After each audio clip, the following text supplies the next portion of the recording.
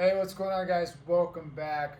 Right now, we're going to go over is the core reset, setting the core, which is your main muscles, your diaphragm, your psoas, and your glutes, right? So, in order to do that, first we try to breathe. So we take our Superman pose with our hands between our hip bone and our ribs.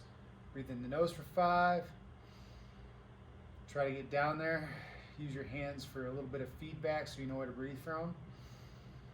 And try to push your hands not just out in the front, but also in the back a little bit as well. It's not going to be as pronounced as the front, but you should also feel kind of that 360 breath. And then one more. Okay, and then I go through the diaphragm rake up. So I go right underneath the neck, right? Neck bone right here, right down the middle of the sternum.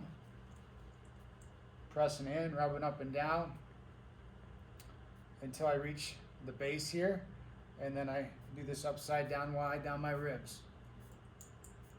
And remember, the harder you press, the better it's going to be, even if it's painful, because as soon as you take your thumb away, it's not going to hurt anymore, right? So go all the way back up, and then we're going to go to the psoas. So what we're going to do is we're going to go an inch out, inch down, drive those thumbs toward the spine in a circular motion, bam.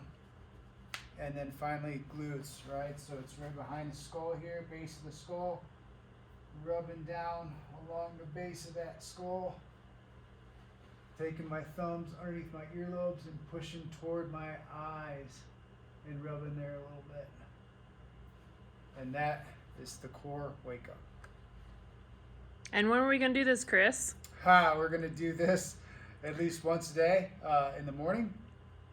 You could do it right after you're brushing your teeth.